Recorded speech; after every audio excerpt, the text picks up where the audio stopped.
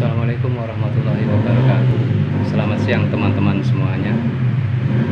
Di depan saya ini ada motor Honda Vario yang akan melakukan beberapa penanganan pembenahan ya, servis ringan, diantaranya untuk penggantian ban luar bagian belakang, terus servis pengereman depan dan belakang, dan juga nanti ngecek bagian area CVT.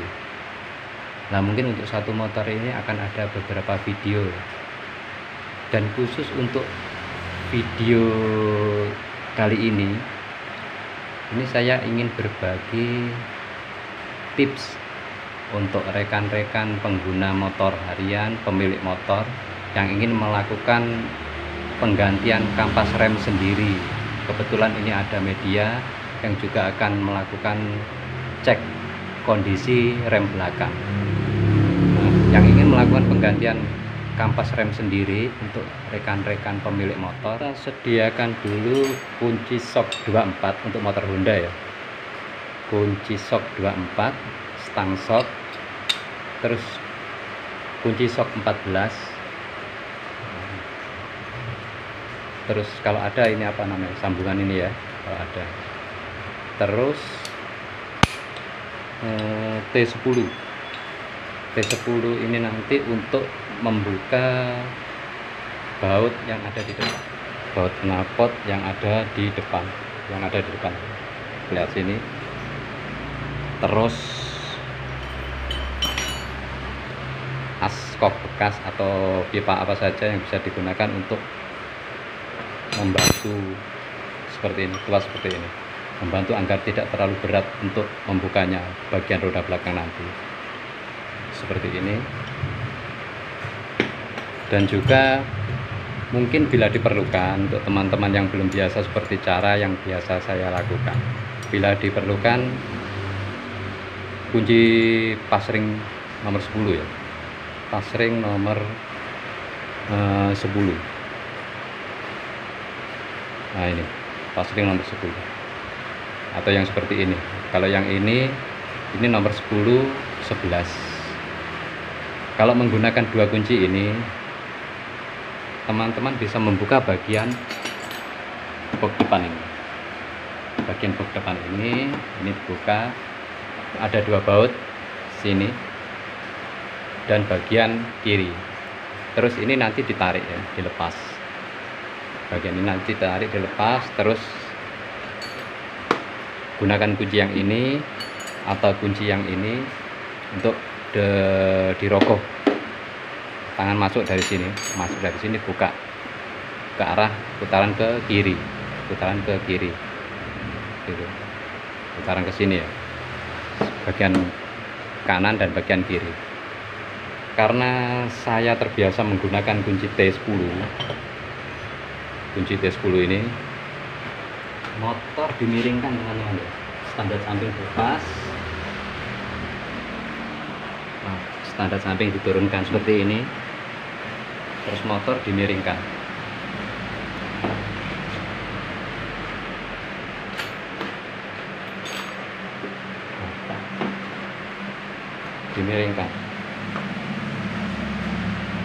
Gunakan standar tengah, standar samping juga dilepas seperti itu.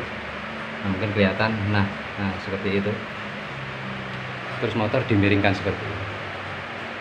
Ini untuk melepas bagian baut yang ada di bawah sini, baut knalpot bagian depan ya. Setelah bautnya terlepas, motor kita posisikan ke posisi semula seperti ini,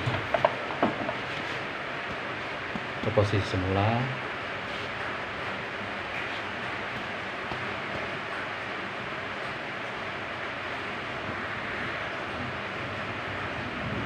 Setelah itu kita lakukan pembukaan pada bagian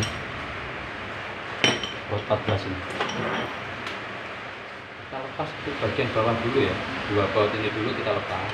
Untuk yang atas cukup dikendorkan saja dulu untuk pegangan knalpot biar tidak jatuh. Nah, terakhir untuk bagian atas. Nah,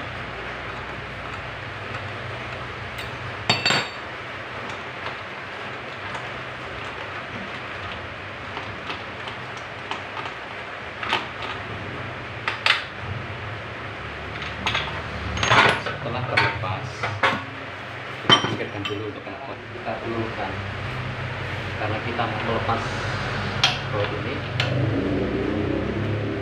baut untuk roda belakang ini. Kalau posisi seperti ini, posisi standar tengah ini terpasang, ini akan kesulitan karena roda akan ikut berputar. Meskipun kita rem, itu akan kesulitan. Jadi lebih ringan, mungkin bisa, tapi akan lebih ringan kalau kita turunkan saja. Kita turunkan seperti ini.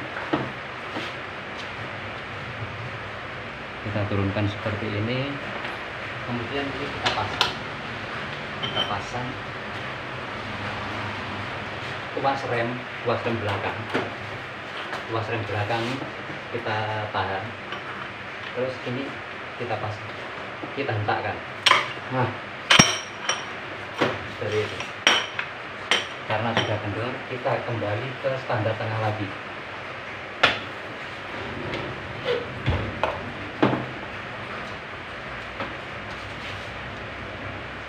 Kita kembalikan ke standar tengah lagi. Nah, kemudian kita lepas baut yang ini baut 14, dan juga yang di bawah ini juga baut 14. Kita lepas. Untuk yang ini dilepas langsung juga nggak apa-apa, ditahan dulu juga nggak apa-apa. Sekarang kita lepas dua baut ini dulu.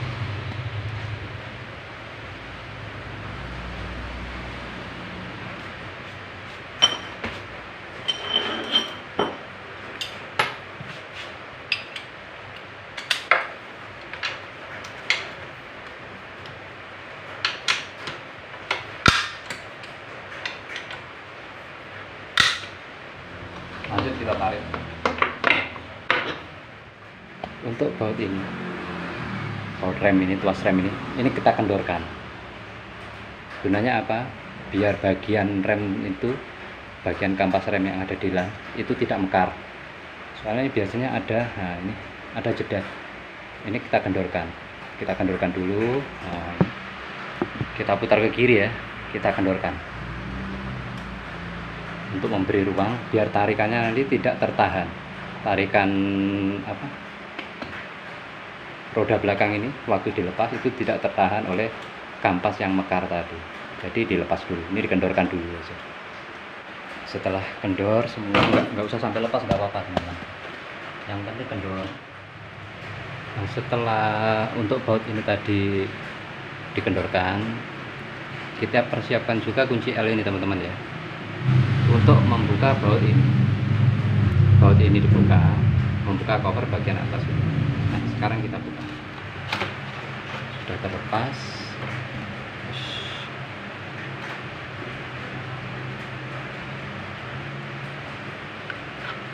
Untuk cover ini nggak perlu sampai dilepas teman. Yang penting kita bisa, nggak perlu sampai dibuka total gitu, enggak ya, soalnya ada bagian-bagian yang sampai ke dalam sana nanti. Ini cukup diangkat saja, baut dilepas, ini diangkat ya. Nah, setelah ini tadi dikendorkan, kita untuk tromolnya ini, peleknya tidak tertahan oleh kampas. Nah, ini kita angkat, baut pakai cover ini diangkat. Nah, sudah terlepas. Dan untuk teman-teman yang pengen melakukan penggantian ini bagian kampas rem sendiri ya, barangkali ingin melakukan penggantian sendiri untuk kampas rem ini,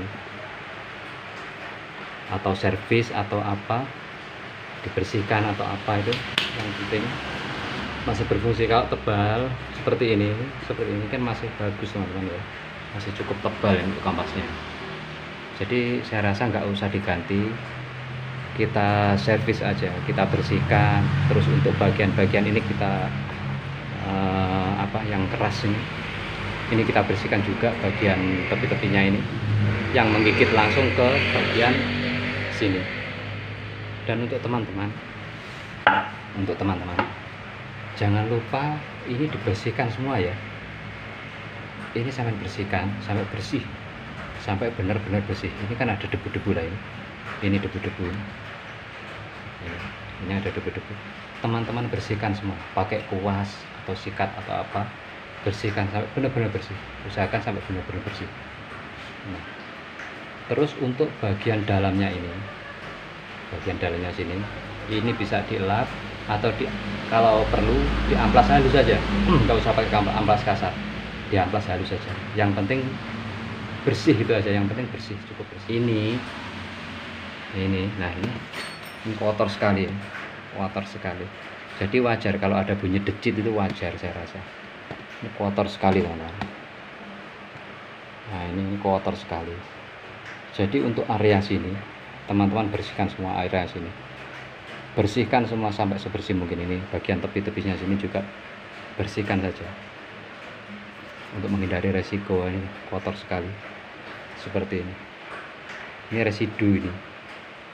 residu, ini bisa jadi penyebab kampas rem belakang itu bunyi berdecit teman-teman. Waktu direm bunyi cip gitu, keras itu. Nah, setelah nanti dibersihkan, waktu proses mau pemasangan, jangan lupa untuk bagian ini teman-teman ya, bagian ini kasih sedikit oli, bagian dalamnya ini, saya perdekat. Nah, bagian dalamnya sini, ini teman-teman, bagian yang ini ya, yang celah ini ya, antara tuas yang ini kan tuas masuk ke dalam ke area bak ini lubang. Nah, bagian yang celahnya ini teman-teman dorong dari tepi yang sini, dorong dari tulang yang ini, dorong ke sini, terus di sini kasih oli sedikit aja, nggak perlu terlalu banyak, sedikit. Terus setelah ini dibersihkan sebersih mungkin sampai benar-benar bersih ya, sampai benar-benar bersih.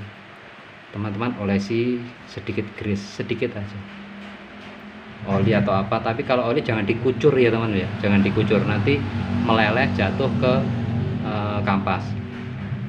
Dioles saja, grease atau oli sedikit aja, dioles begitu.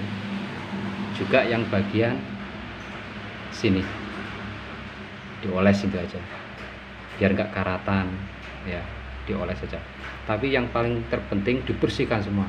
Dan untuk bagian ini teman-teman bersihkan, terus dikasih oli, tapi jangan terlalu banyak oli, beberapa tetes, terus dioles, diratakan itu, dioles diratakan. Ini bersihkan juga. Setelah dibersihkan kasih grease sedikit aja, bersihkan dulu, kasih grease sedikit, gitu aja.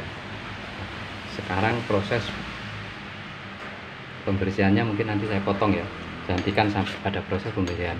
Nah, semisal sudah bersih semua, katakanlah ini sudah dibersihkan untuk kampas ini, katakanlah kampas ini sudah bersih, semua sudah bersih ya. Untuk pemasangannya, anggapan ini bersih, kampas bersih, sudah siap dipasang. Pemasangannya teman-teman teguk dulu seperti ini, jangan terlalu total ya, sedikit aja begini pemasangannya. Terus dipasang dari bagian depan dulu, bagian yang sini dulu pasang, set, ini masuk. Terus bagian belakang, bagian yang sini teman-teman, bagian yang sini ini, terus dorong pelan-pelan, bagian depan dulu dorong, nah masuk. Ini teman-teman lepas juga nggak apa-apa, didorong pelan-pelan, ditahan, nah seperti itu. Nah ya, sudah bisa. Nanti seperti itu. Nah, untuk pemasangannya. Terus setelah terpasang, anggap saja ini sudah bersih, sudah terpasang. Pemasangan selanjutnya untuk pengembalian pemasangannya seperti itu tadi, kita masukkan ke dalam sini dulu. Ini kita angkat dulu covernya ini teman-teman, maaf gelap ya, flashnya mati. Covernya ini kita angkat dulu, atau ini langsung dimasukkan ke dalam cover sini, masuk ke dalam shower sini juga apa-apa untuk bagian bawah. Tapi pastikan untuk lubang ini, sudah masuk ke bagian as ini teman-teman. Pastikan itu, memposisikan, nggak perlu masuk tapi memposisikan. Nah gini, nah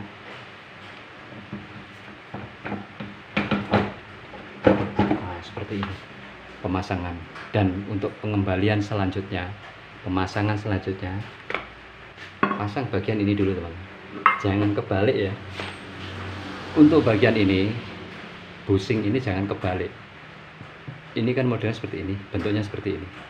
Jangan sampai untuk bagian ini ada di dalam sana. Ini ya. Ini jangan sampai seperti ini.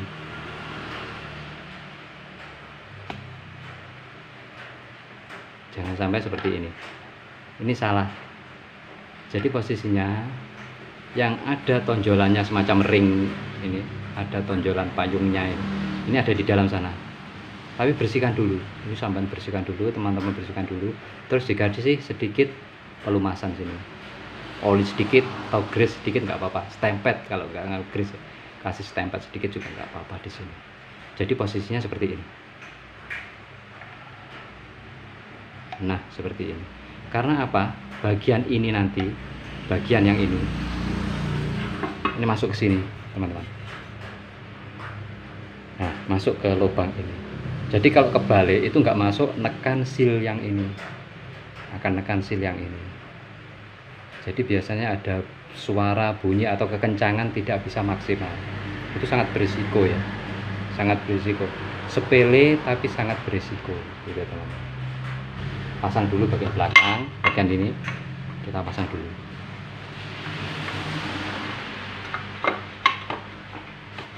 Terus diikuti baut-bautnya teman-teman ya. Depan, terus atas bawah.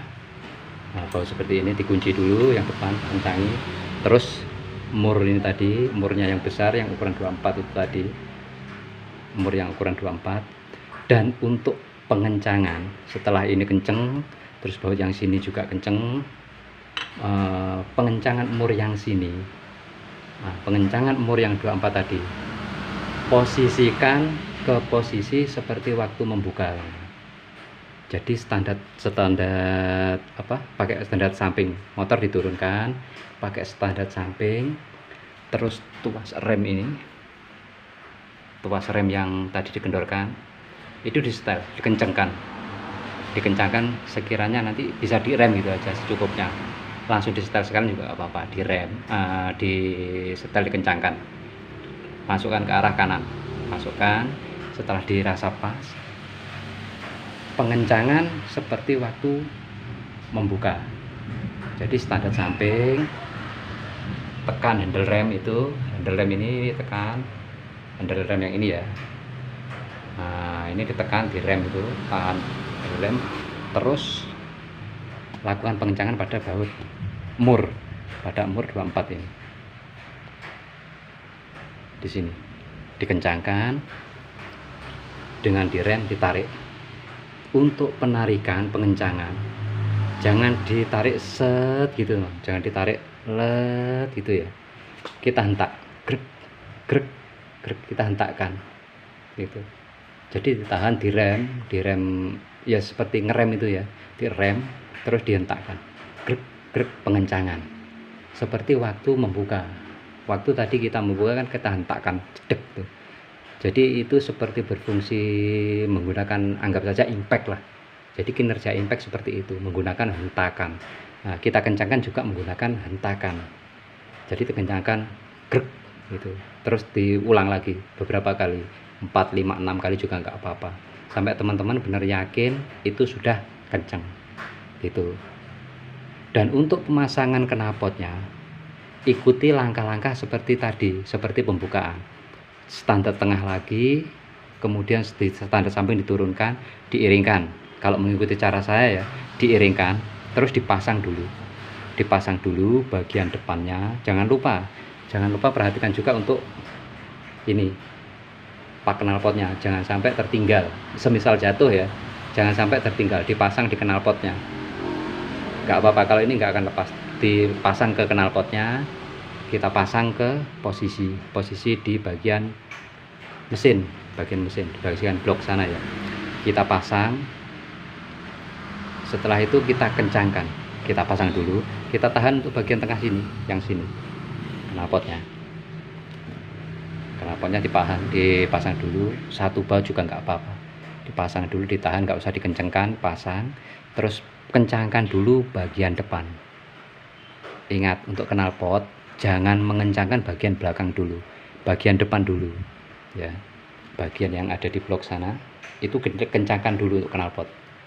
Yang bagian sini ini yang penting tertahan, nggak jatuh gitu aja. Nah, setelah di depan dirasa sudah kenceng, di sini baru kita kencangkan, kita pasang ketiganya, kita kencangkan satu aja dulu, terus motor dicoba dinyalakan untuk memastikan tidak ada kebocoran yang di bagian depan sana gitu. Bagian depan sana nggak ada kebocoran, terus baru kencangkan ketiganya. Setelah itu insya Allah ya sudah selesai pekerjaan teman-teman. Nah, sekian dulu video dari saya, semoga video ini bermanfaat. Terima kasih. Assalamualaikum warahmatullahi wabarakatuh.